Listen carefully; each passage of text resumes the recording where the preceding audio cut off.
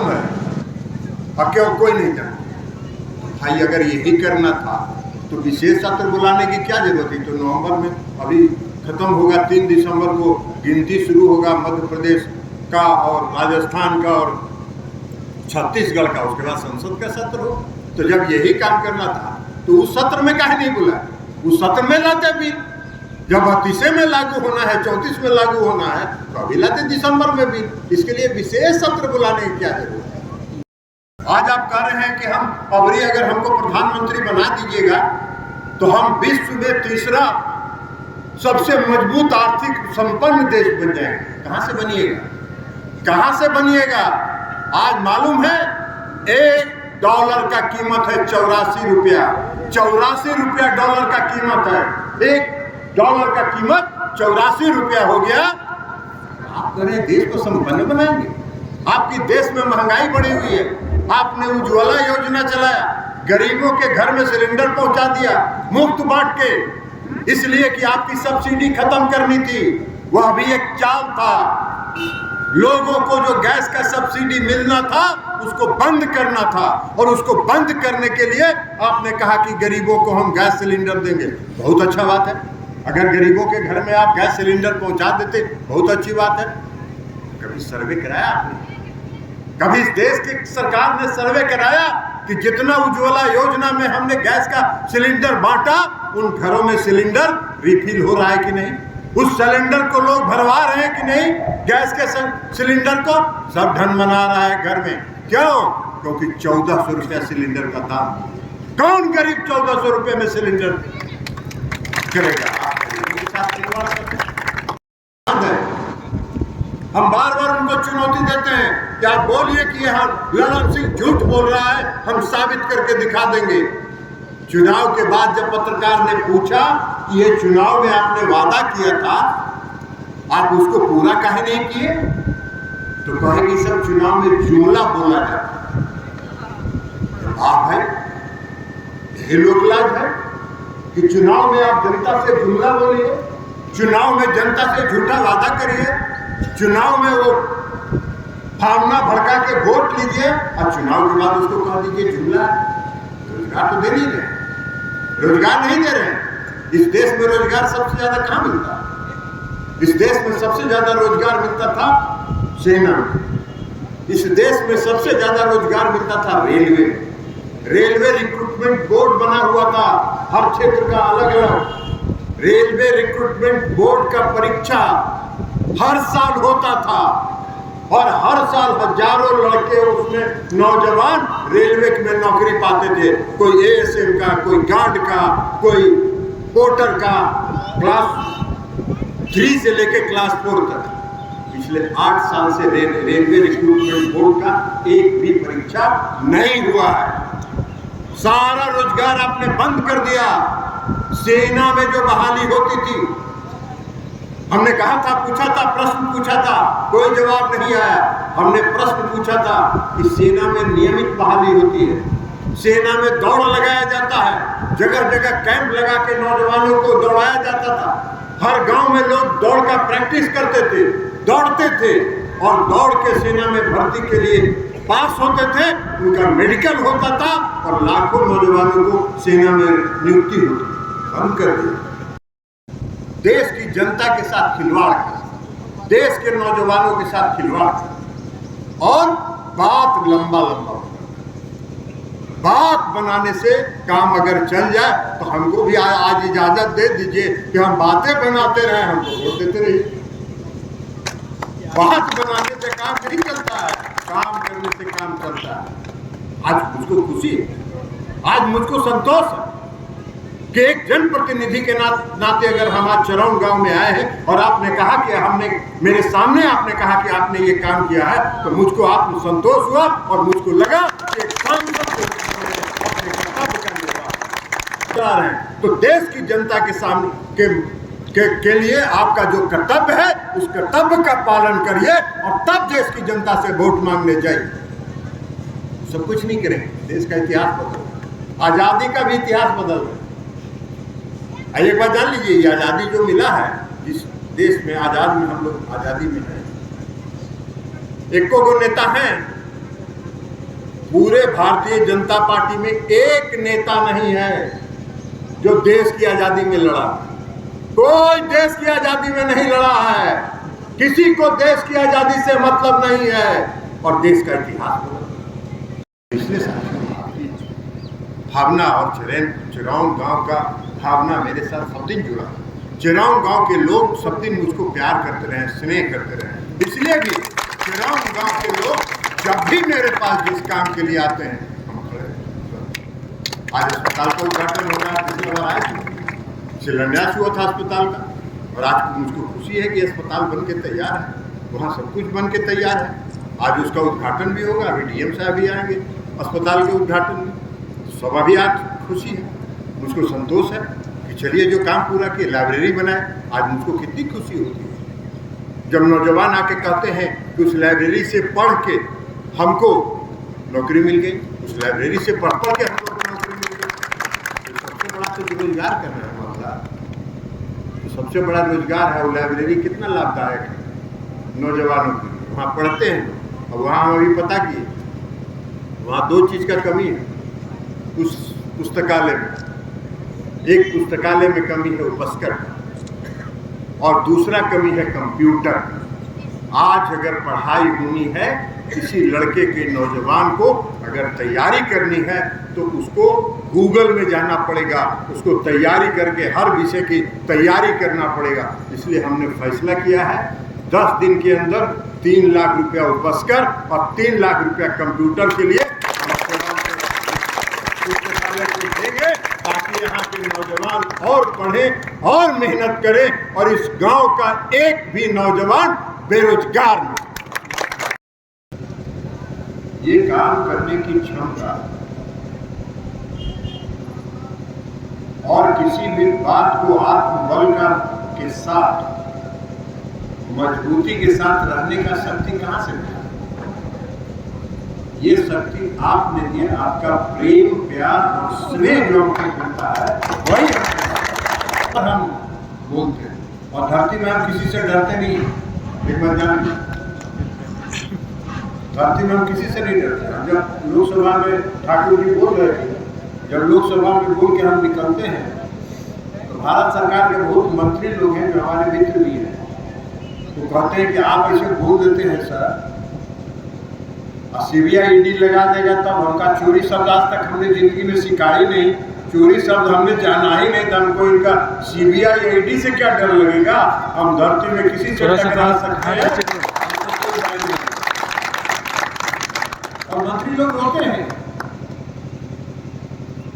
इनकी सरकार के मंत्री लोग रोते हैं अलग से चुपचाप, डर से बोलते नहीं है, लेकिन उनके मंत्री लोग रोते हैं, कहते हैं कि सर हम मंत्री बने में हमको कोई अधिकार है।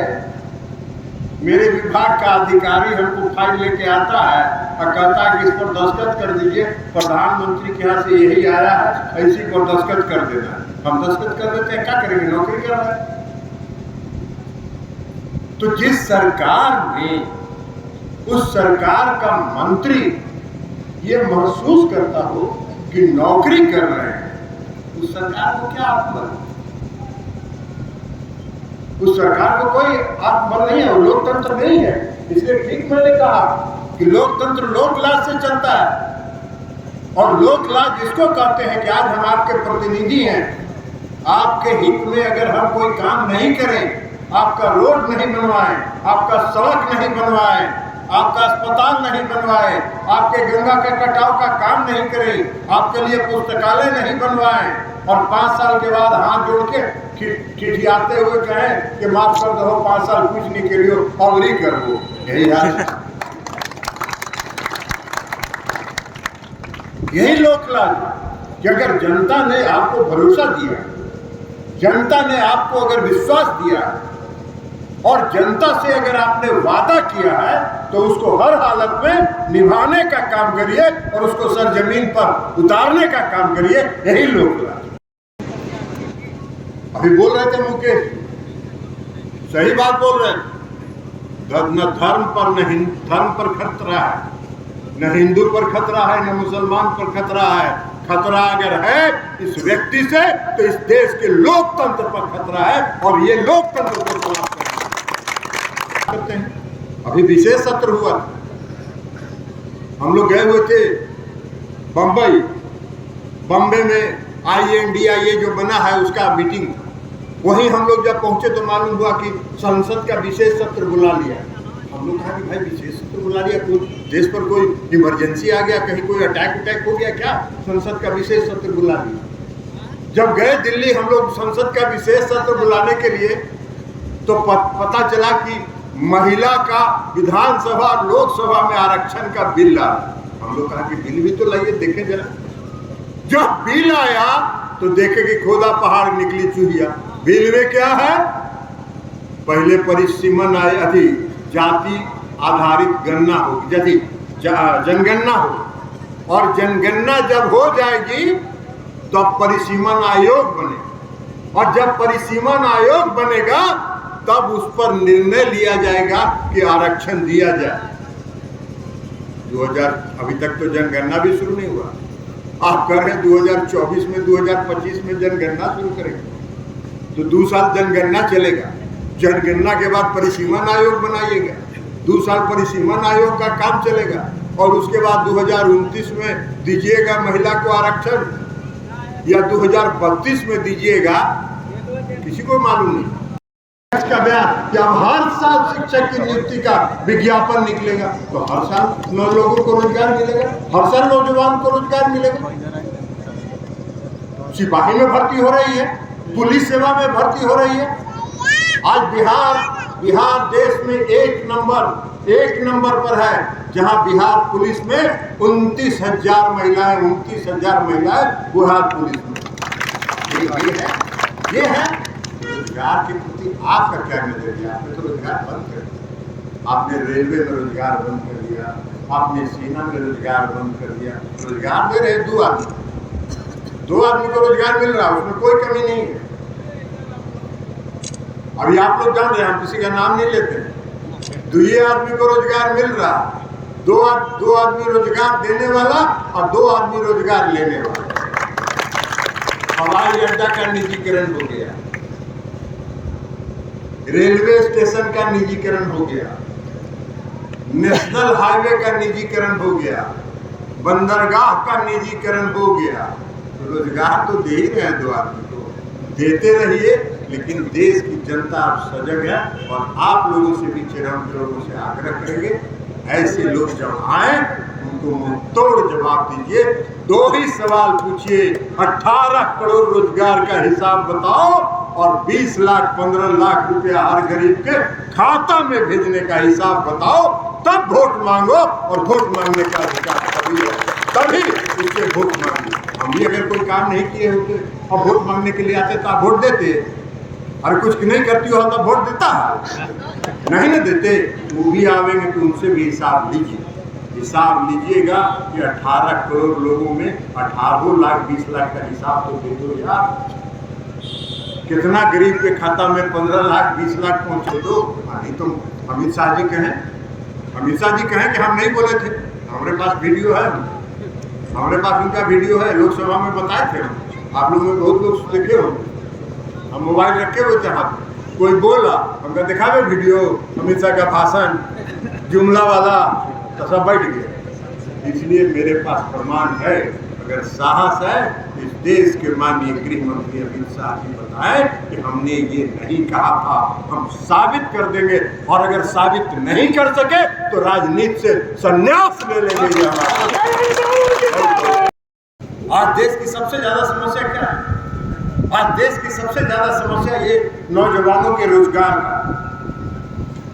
इस देश की सबसे ज्यादा समस्या महंगाई का। आप जरा बताइए हमको कि 2014 में जो लोग यहाँ आए थे चुनाव लड़ने के लिए, और उन्होंने कहा कि 2 करोड़ लोगों को प्रतिवर्ष रोजगार दें। हम 2014 में चुनाव हार गए थे, इसलिए कि हर गांव में लोग कहते थे कि सर हम वोट तो आप ही को देना चाहते हैं, लेकिन मेरा बेटा पढ़ता है बंगलोर, मेरा बेटा पढ़ता है मेडिकल में बंबई में, मेरा बेटा पढ़ता है नागपुर में, सब पढ़ाई छोड़ छोड़ के गांव आ गया है और घर में धरना दिए हुए है कि अबरी भर मोदी जी के वोट दे दो, हमनी की नौकरी मिले।